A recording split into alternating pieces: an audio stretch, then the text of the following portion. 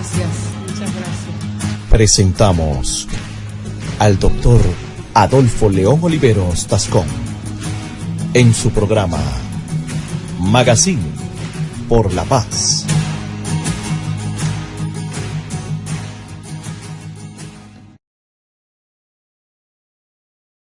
Muy buenas tardes a todos los oyentes de lapazestéreo.com. Estamos en el Magazine por la Paz. Les habla su periodista amigo Adolfo León Oliveros Tascón. Y nos acompaña Miguel Mejía, ingeniero de sonido, y Tiburcia. Venga, Tiburcia. Hoy tenemos temas muy interesantes, don Miguel. Pero me llama la atención los debates que se han suscitado de los candidatos presidenciales, el de Medellín y el de Barranquilla. Próximamente también habrá un debate interesante en Buenaventura, que cubre la costa pacífico colombiana. El debate de Medellín, de donde desafortunadamente no estuvo Humberto de la Calle, no pudo llegar por razones de transporte aéreo, una gran congestión en el aeropuerto El Dorado, pero participó Gustavo Petro, Iván Duque, participó el doctor Germán Vargas Lleras, y también participó el doctor Sergio Fajardo. Lo primero que tengo que resaltar es que fue un debate limpio, un debate sin insultos, un debate lleno de ideas, de propuestas. Algunos de pronto más lúcidos que otros, pues es lógico que en un tema de esos, pues obviamente hay gente más capacitada en alguna área que el otro.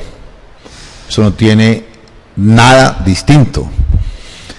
Aquí acaba de llegar el doctor Carlos Julio Valderrama Libreros, viene de la gobernación. ¿Cómo le fue la gobernación, Carlos Julio? Muy buenas tardes para los oyentes, para usted, doctor Oliveros.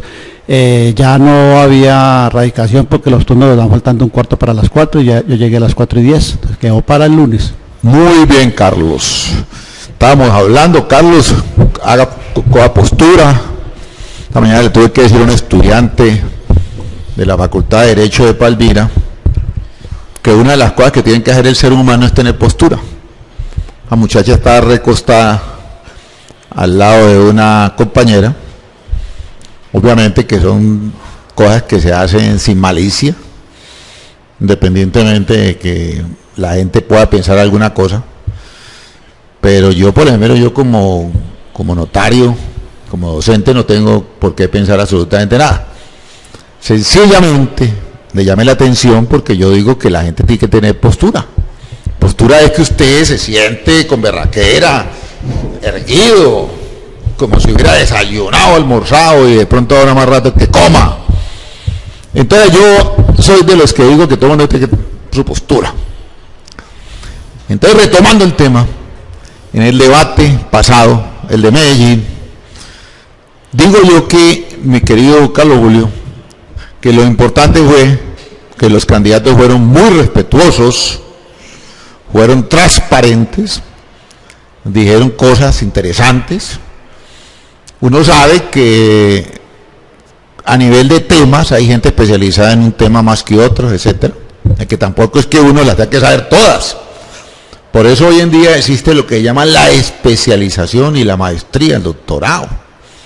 En la época en que yo salí de abogado, en el año 1980, sucede que los abogados tenían una tarjeta que decían doctor Juan Gárgaras, especialista en derecho civil, penal, laboral, agrario, o sea, sabían de todo, hasta aduanero le metían ahí.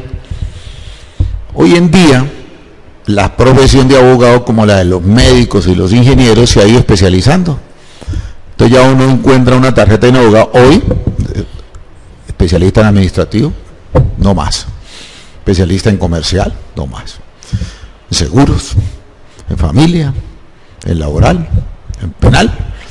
Y cuando a alguien le pasa a uno una tarjeta que tenga como 5 o 6 cosas, entonces uno ya ve que ahí es un océano de conocimiento con 1 centímetro de profundidad. Entonces no le sirve a uno, no sirve.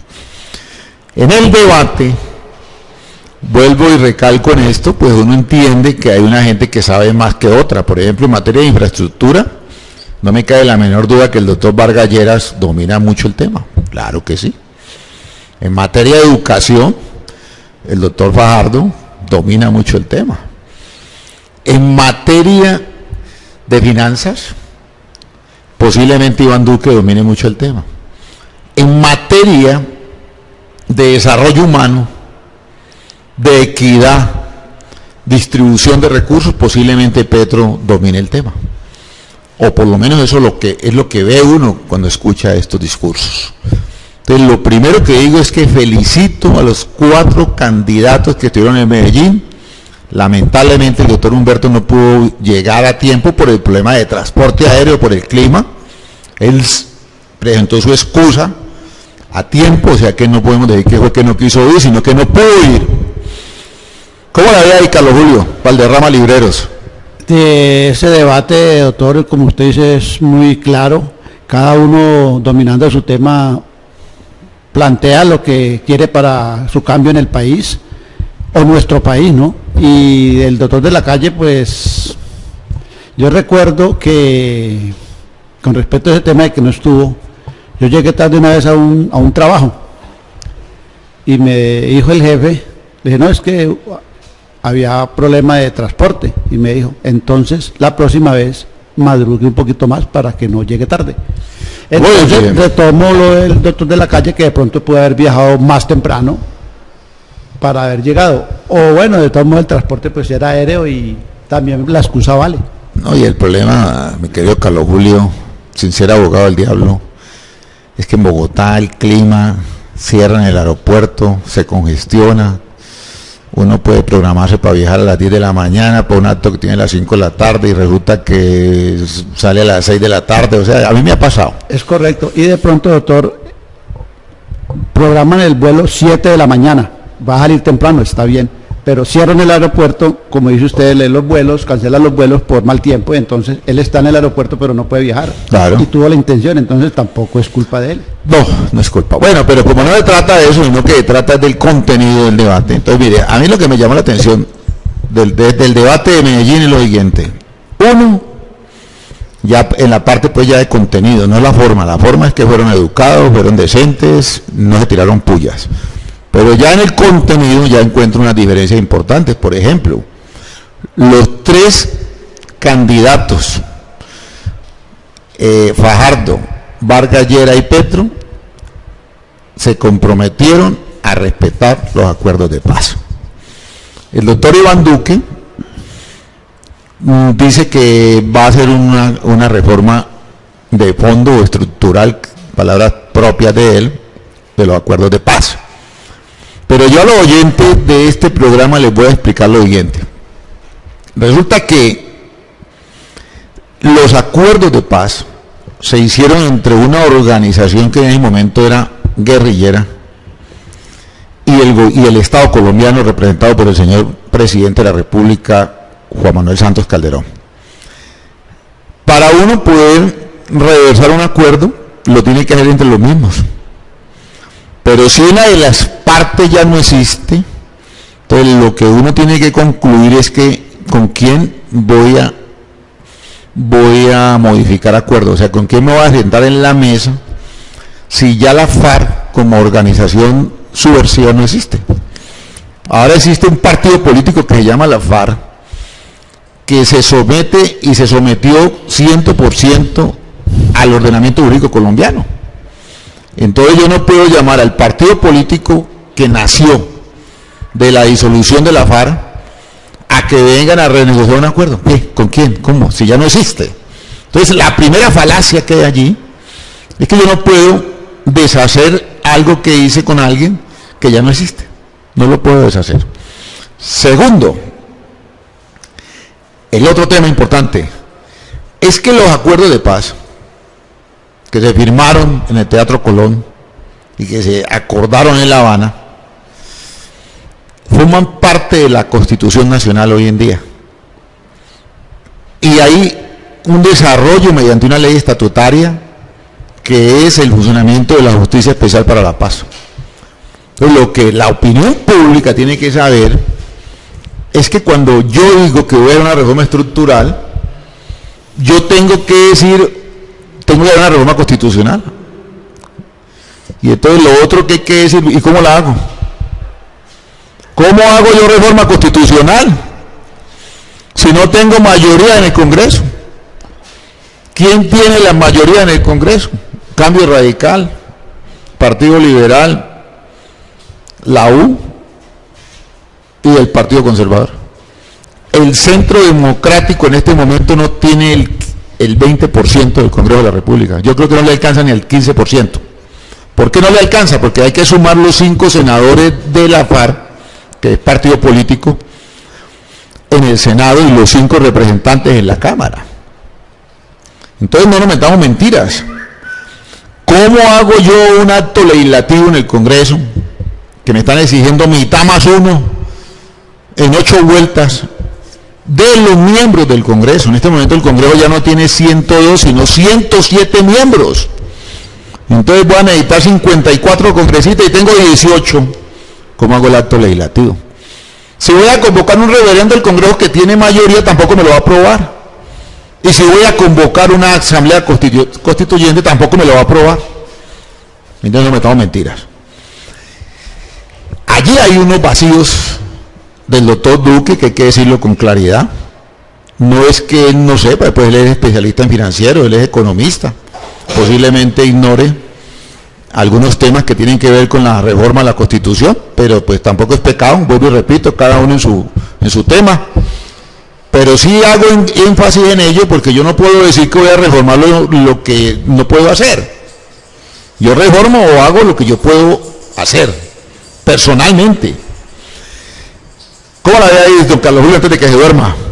Dentro de las situaciones que plantea cada candidato, pues usted tiene toda la razón, y el pueblo, tomando las elecciones pasadas del 11 que fueron para Cámara y Senado, no hemos analizado que es la votación más importante del país, porque si el Congreso, que es el que legisla y decide apoyar al presidente para un decreto de ley, no vota la gente. Decretos de ley, no, una ley. Una ley, correcto. Decreto es del presidente, ley es del Congreso. Correcto, una ley, y no vota, entonces el presidente queda en las mismas, y el pueblo colombiano no tiene conciencia de la votación que es tan importante para Senado y Cámara, y ahí es donde tiene que empezar a educarse para votar bien. Bueno, muy bien. Creo yo, ¿no? No, sí, está bien.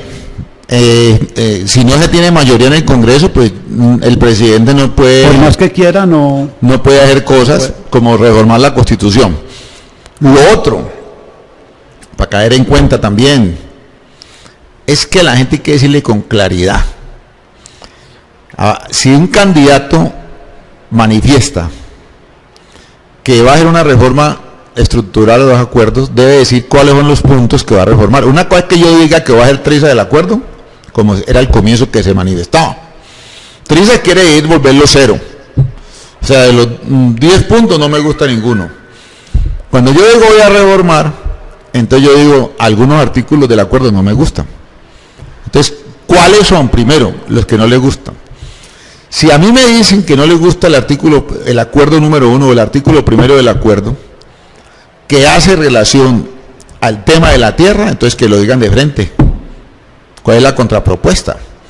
Porque la propuesta de tierra, lo que está diciendo en el acuerdo, es que las tierras inoficiosas van a ser sometidas a un tratamiento catastral para que esa gente que tiene esas propiedades las ponga a producir. Fíjate que allí no hablan ni siquiera de expropiación, sino de obligar al latifundista a que ponga a producir la tierra, que es lo que hay en todos los países del mundo. Que no que 4 familias tengan miles y miles de hectáreas y que la gente campesina no pueda sembrar porque no tiene nada. Ese es el primer punto de la parte de tierra. El segundo punto de lo de tierras es que se garantice que los baldíos, que son los terrenos de la nación, solamente se le adjudiquen al campesino, que eso lo dice la ley 160/94, pero que no se cumple. ¿Por qué no se cumple? Porque ya sabemos que muchas empresas con la figura de las SAS se han adjudicado terrenos para ellos. ¿Para qué voy a dar nombres? Pero la gente ya sabe de ese tema. Y la tercera situación es que la reforma crea unas figuras especiales de desarrollo donde se va a montar un modelo que permite que la tierra sea productiva y que el campesino esté permanentemente asesorado por parte de personal profesional especializado que le garantice que lo que va a producir, primero que todo le salga bien, que tenga eficiencia en la producción, y segundo, que lo pueda vender. ¿Qué me gano yo con producir y no vender? Usted que ha sido agricultor, don Carlos Julio. La situación de la agricultura en Colombia pasó a ser un tema muy difícil porque los insumos son caros, fertilizantes, fungicidas, todo lo que tiene que ser de clase de insumos son caros. Va al mercadeo, o sea, la venta del producto, y es muy barato, entonces no compensa lo que sea los gastos con los ingresos de venta, por un lado. Por el otro, el gobierno no garantiza el mercadeo al agricultor. Al no garantizarlo, está importando productos a veces de Ecuador, de Bolivia, como en el caso de la soya o como en el sorgo. Entonces la agricultura se volvió un caos prácticamente, pues está todo trayendo del exterior porque lo ha autorizado el gobierno. Pero si el gobierno incrementara los insumos más favorables, más baratos, y el mercadeo, que no fuera el intermediario el que está ganando, que no se unta de nada, que es el que gana toda la plata. Por ahí es que tiene que encauzarse para arreglar esta situación. Además de eso, Carlos Julio, el punto 1 del acuerdo, que habla del tema de tierras, también contempla desarrollo rural, o sea, que tiene que ver con servicios públicos esenciales, con mejoramiento de calidad de vida, asesoría, reparto, adjudicación de baldíos, terrenos que han sido declarados en extinción de dominio, prioridad para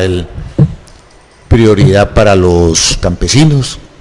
O sea, cosas que inclusive están en la ley 200 de 36, que luego fue derogada por la ley 135 del 61, y luego con la ley 160 del 94, que no se cumple, pero ahí está. Y también hay otra situación, que las entidades bancarias que hacen préstamos agropecuarios para determinados cultivos a corto plazo, los intereses son muy altos, entonces el agricultor no lo puede pagar porque puede inclemencia del tiempo, inundación, se le pierde el cultivo y ya tiene que hacer otro préstamo y ya queda viendo son dos. Bueno, muy bien, Carlitos. Entonces mire que lo que le pedimos a los candidatos es que concreten, que no generalicen. Así el tema de especialización no sea ese, pero si yo digo voy a reestructurar los acuerdos, es porque yo tengo unos puntos que no me gustan. Una cosa es que yo diga, los voy a echar a la basura, entonces no me gustó nada. Pues yo, por ejemplo, yo digo, voy a acabar con este celular, entonces yo lo tiro y nada a la basura, ¿sí o no? Pero yo digo, lo voy a mejorar, entonces yo digo, ¿qué es lo que está malo? Entonces está mala la batería, la pantalla, la SIM-card o el forro. Fíjate, este forro, yo lo puedo cambiar. De pronto yo digo, es que el R está muy feo, bueno, listo. Pero yo no puedo tirar un discurso genérico frente a un tema que tiene 10 puntos. Por ejemplo, si a un candidato no le gusta el estatuto de la oposición, pues que diga qué es lo que no le gusta. Que es que el que quede segundo no tiene que por qué ir al Senado, pues dígalo. Pero que la opinión pública sepa qué es lo que no le gusta al MAM, para evitar generalidades. Debo decir, sin yo ser pues aficionado o ser hincha de Petro, pero me parece que el discurso de Petro es mucho más específico, mucho más concreto que el de los otros candidatos. ¿Por qué? Porque es que yo no puedo entender cómo en una campaña política se hagan afirmaciones genéricas, o sea, se digan cosas programáticas, cosas inclusive que todo el mundo las sabe. Por ejemplo, un candidato que le diga a uno, voy a acabar con la corrupción, pues lo dice todo el mundo. Vamos a mirar, es el cómo. Yo le digo, usted voy a acabar con la corrupción, entonces ya yo le explico cuáles van a ser mis medidas para acabar con la corrupción. Yo le digo a usted, voy a acabar con la politiquería, ya yo le explico qué es lo que yo voy a hacer. Entonces voy a acabar con la compraventa de votos, que es la raíz de la politiquería. Entonces ya usted va a quedar más tranquilo. Y así sucesivamente, hay varios puntos del acuerdo firmado en La Habana que uno tendría que coger uno por uno y preguntarle al candidato, vea, el uno qué, ¿a usted le gusta o no le gusta? El 2, el 3, el 4 y por qué. Listo. Y otra cosa que es muy etérea, desafortunadamente por parte del candidato, es que dice que van a acabar las cortes y que van a crear una supercorte. Y entonces cuando alguien le dice, bueno, ¿y la Corte Constitucional qué? Dice, no, que es que en muchos países ya no hay Corte Constitucional y que no es que mentiras. La Corte Constitucional en Colombia es un ejemplo para el mundo. Yo estuve en la Universidad Complutense de Madrid y me di el gusto como colombiano de escucharle a un profesor allá en una especialización que hicimos de derechos humanos en la globalización, y citaron más de una vez sentencias de la Corte Constitucional de Colombia. O sea que si algo para mostrar en Colombia es la Corte Constitucional. Uno entiende que la Corte ha tenido problemas, claro que los ha tenido, Jorge Pretel, por ejemplo. Uno entiende que la Corte Suprema ha tenido problemas, claro, Gustavo Malo, el cartel de la toga, ese tal Ricaute, ese tal Busto, ese tal Tarquino, listo. Pero es que son 23, el 10% están encochinados, el 90% está bien. El Consejo de Estado también ha tenido de pronto uno o dos personajes por ahí que no han sido muy buenos, pero en términos generales nuestras cortes han sido bien. De pronto, yo con la única que tengo un reparo es con el Consejo Superior de la Judicatura, porque es que allí no llegan juristas, allí llegan políticos quemados de campañas políticas, pero la solución no es acabar, la solución es elegir bien a los que van allí. O sea, yo no acabo la policía porque hayan 10 policías malos, no, lo saco y me invento un sistema de selección más riguroso. Yo no acabo las universidades porque hayan profesores malos, cambio los profesores. Yo no acabo un tribunal porque haya magistrados malos, cambio los magistrados. Lleguemos a un concurso de mérito. Fíjate que en eso me identifico con Gustavo Petro. Yo que vengo de la rama judicial, el doctor Petro, y te advierto, no soy petrista, pero tan de mala yo que me gustan dos propuestas del viejo. Me gusta que se insista, ojalá que los demás candidatos le copien ese punto, que se llegue a las altas cortes por concurso de mérito. O sea, una selección objetiva como se hace para llegar a los tribunales. Yo fui magistrado de tribunal por concurso de méritos. ¿Por qué no se puede llegar al Consejo de Estado por concurso de méritos? ¿Por qué tiene uno que ir a buscar un berraco político para que le ayude a uno a llegar al Consejo de Estado o a la Corte Suprema o a la Corte Constitucional? ¿Por qué tengo que irme a meter con un político yo? No debería ser así. Y ahí es cuando se elige mal. Claro, ahí está el veneno de la rama, la parte alta. La propuesta del señor Petro, que me parece buena, es que haya concurso de mérito hasta el final. O sea, desde juez, desde secretario, desde oficial mayor, desde citador, pasando por jueces del circuito, magistrados de tribunal, hasta llegar a las altas cortes. Esa es una propuesta que me parece muy sana, muy correcta. Yo como magistrado la avalo, porque yo estoy seguro que eso es lo que nos va a cambiar la imagen de la justicia, que todo lo que está pasando. Mire usted, ayer o antier le han dado la libertad a un señor Aguilar, y son tan, perdónenme la palabra que usa, tan cagadas, que suplantan a un fiscal, nada más y nada menos que en Palo Quemado. Si eso hubiera sido en Riohacha, hubiera sido por allá en Puerto Iniria, uno dice, bueno, pues hay poquitos controles, el palacio allá no hay vigilancia, etcétera. Pero ¿cómo en Palo Quemado van a suplantar un fiscal y ni la juez ni los tipos de la fiscalía que están allí caen en cuenta? Y la juez hace una audiencia, la abogada del señor Aguilar pide la libertad el señor fiscal que era suplantado no se opone y la juez le da la libertad y el man ya está fuera de la picota. Me parece terrible. Sumado a todo lo que hemos visto en la rama judicial, sí, hay unos problemas terribles. Pero eso no tiene nada que ver con la creación de una supercorte. Y cuando alguien le dice a uno una supercorte, porque van a acabar la Corte Constitucional, el Consejo de Estado, la Corte Suprema, el Consejo Superior de la Judicatura. Y de paso, van a acabar con la tutela. Entonces claro, si la Corte Constitucional desaparece, desaparece la tutela. Sencillo. Entonces no nos vayan a meter más mentiras, hombre. Hay que ilustrar a la gente, a los oyentes sobre estos temas para que sepan a qué atenerse. Los que quieran que la tutela desaparezca, pues apuéstenle a que se acaben los tribunales, sobre todo que se acabe la Corte Constitucional. ¿Cómo la ve usted, don Carlos, antes de que se duerma? Es muy diciente lo que usted dice como gran crítico, un Menéndez y Pelayo de la política nacional, doctor. Y créame que lo de la tutela, que es el arma que tenemos nosotros los ciudadanos como pueblo en general para defender nuestros derechos y que está en la Constitución Nacional, si acaba, pues ahí sí es cierto que quedamos más oprimidos. Bueno, muy bien, mi querido Carlito. Ahora voy a pasarle otro tema, don Miguel, para que lo tengan presente cuando haga su listadito. Entonces le pone Angelino Garzón.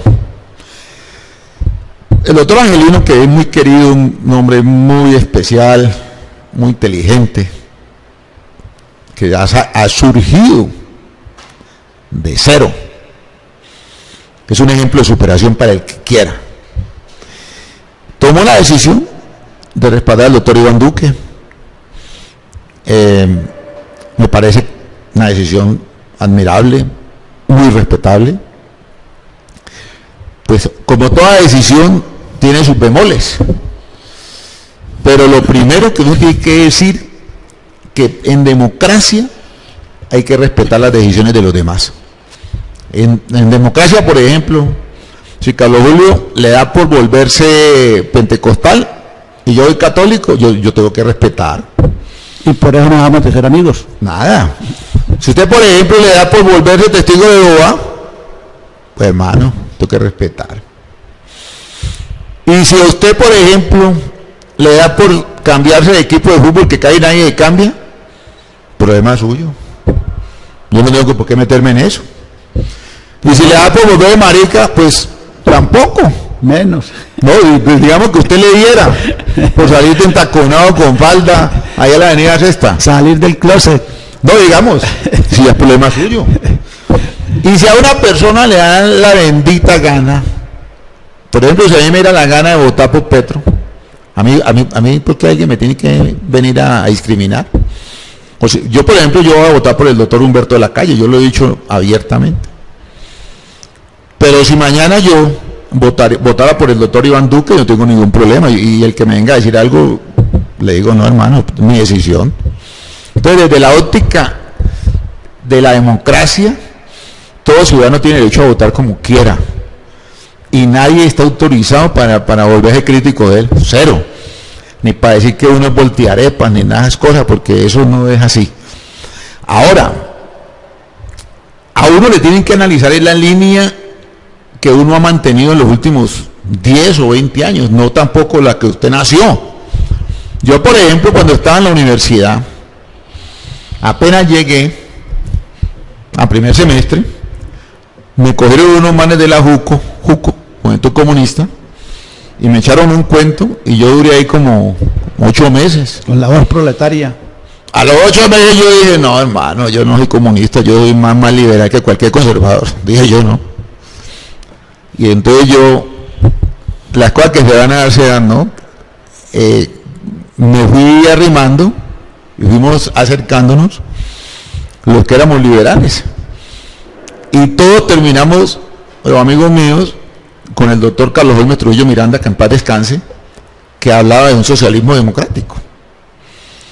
Luego, con el tiempo, en el Partido Liberal surgió el nuevo liberalismo, y el doctor Luis Carlos Galán, con un discurso muy bueno de reformas sociales, hablaba de la tierra, del narcotráfico, sobre todo él fue el primero que advirtió, junto con Rodrigo Lara, la penetración del narcotráfico en la economía y en la vida social y económica del país.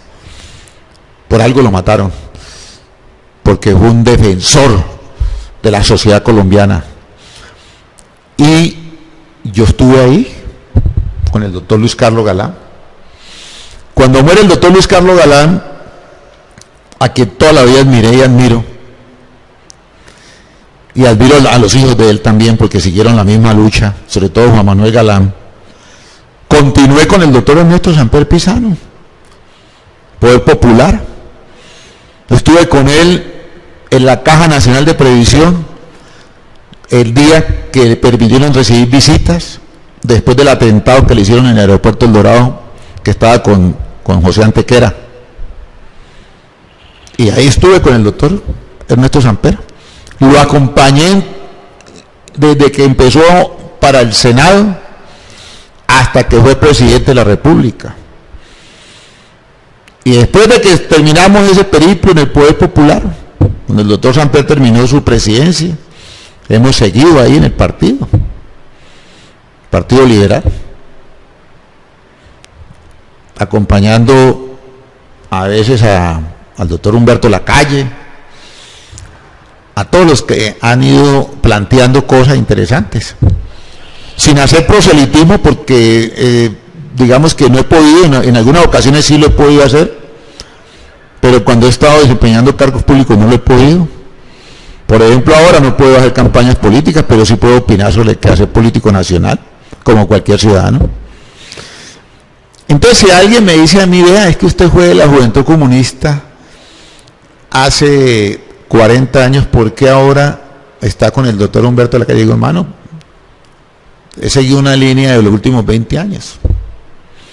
Entonces, si el doctor Angelino Garzón, desde que fue gobernador del Valle, gran amigo suyo, el doctor Angelino, que fue gobernador del Valle por firmas, no fue por el Partido Comunista, cero.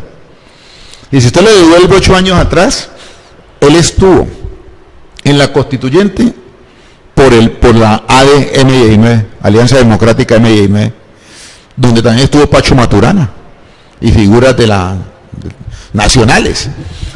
Después de eso, cuando llegó a la gobernación, llegó por firmas. Entonces ya no estaba nada que ver con el Partido Comunista. Y estando de gobernador, se volvió amigo del doctor Uribe. Y con el doctor Uribe él ha estado continuamente allí, hasta el día de hoy. Entonces, el que le diga a uno que hay una incoherencia del doctor Angelino es porque no conoce la vida del doctor Angelino. Él estaba. Fue ministro plenipotenciario en Ginebra, Suiza, en el gobierno del doctor Uribe. Fue vicepresidente de Colombia por el doctor Uribe. Y ha continuado su línea con el doctor Uribe. Cuando él toma la decisión de respaldar al doctor Duque, Iván Duque, no hay ninguna incoherencia. Es una línea que sigue. Y yo he planteado por las redes sociales que la llegada del doctor Angelino a la campaña del doctor Duque es positiva para la democracia. ¿Por qué? Porque es que la idea que se tiene de la campaña de Duque es que es de extrema derecha. Y la idea que se tiene de la campaña del doctor Petro es que es de extrema izquierda. La llegada de Ángela Robledo donde Petro lo acerca más al centro, o sea, a la centro izquierda. La llegada del doctor Angelino a la campaña del doctor Iván Duque lo acerca más al centro. Y eso es bueno. Es bueno que gane quien gane, gobierne no con los extremos, sino con todos. Gobierne con los de centro, con algunos amigos de sus derechas y con algunas personas de la izquierda. Eso es bueno para el país. Lo peor que le puede pasar a un Estado o a un país es que lo gobiernen los extremos. Porque un extremo le impone a todo el mundo lo que él cree y lo trata de aplastar, como pasó con Chávez o como ha pasado en otros países del mundo. Queremos es un gobierno que sea central, que respete la izquierda, la derecha y los de centro. Por eso yo digo que es positiva la llegada del doctor Angelino, que uno de pronto tenga algunas diferencias con el Centro Democrático, bueno, las puede tener, como las tenemos con el doctor Gustavo Petro, o sea, no con Petro y no con el progresismo, digámoslo así. Eso es normal en democracia, Carlos Julio. Usted nunca se vaya a asustar porque alguien le diga que no le gusta cierta cosa de cierto grupo, o que, inclusive del grupo donde usted milite, puede suceder que a alguien le diga, ¿cómo te parece que de ese grupo donde estoy, algo no me gusta? Normal. Es normal que haya diferencias. ¿Cómo la ve ahí, don Carlos Julio? Baje un poco, ahí. Sí, es normal. De todos modos, en ese planteamiento que usted hace y en lo que he escuchado también en otras intervenciones, yo veo que lo del doctor Angelino no es que sea voltearepas, como lo acabo de decir usted hace rato, sino que de pronto es de que se lo debo decir a muchas personas de agradecimiento, porque si yo tengo que agradecerle a mi jefe o al que me ha ayudado o al que me ha dado la mano en ciertas oportunidades para ciertos cargos y que he salido adelante y he mostrado que yo sé y puedo responder en esos cargos, pues no le va a dar la espalda, y es lo más lógico y más sensato que él ha hecho, y creo que va por buen camino. Para mí lo importante de ese respaldo del doctor Angelino es que se abre un compás. O sea, si estábamos hablando de un círculo chiquito ahí, pequeño, así, más o menos, ahora con la llegada del doctor Angelino el círculo se amplía más. ¿Por qué? Porque va a llegar gente que da la credibilidad que tiene el doctor Angelino, que ha sido consecuente en la defensa de los derechos humanos. La línea del doctor Angelino ha sido de defensa de los trabajadores y de los derechos humanos, sin importar el partido. Porque hay partidos que se han proclamado defensores de los derechos humanos y aplastan los derechos humanos. Por ejemplo, el nacionalsocialismo en Alemania decía que era el defensor de los derechos humanos y acabó con los derechos humanos. El fascismo hizo lo mismo en Italia y el falangismo en España. Me asalta una pregunta, doctor Oliveros, que en pasada intervención se hablaba de la encuesta. Es correcto. Después del debate que hubo esta semana, ¿cómo ve usted la encuesta? No, hay que esperar que salga una encuesta. Esos debates son buenos porque ilustran. Y hoy en día hay forma de uno, si no lo pudo ver ese día, se mete a YouTube y lo busca, debate en YouTube. Entonces, la gente hoy en día no puede alegar que le metieron cuento.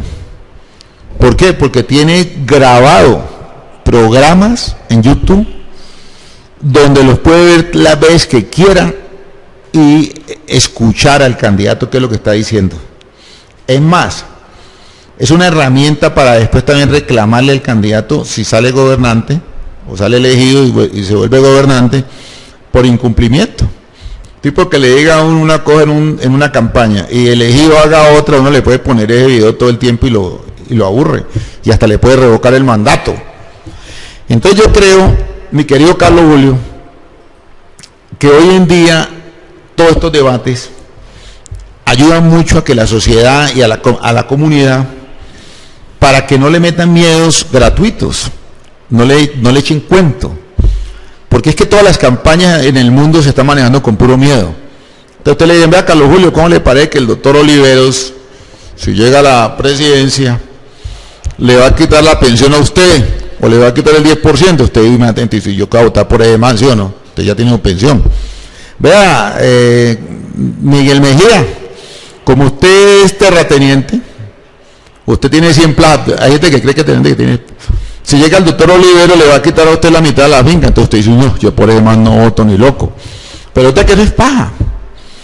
Entonces, como la gente a veces cree lo que le dicen, una buena herramienta para uno no comer de cuento es ver los debates. Y se ilustra uno y sabe qué es. Se ilustra, y lee los programas.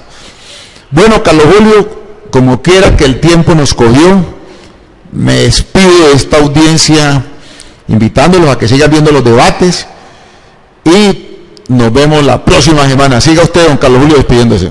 Muy buenas tardes, como dije al principio, para todos un buen fin de semana y que Dios los acompañe.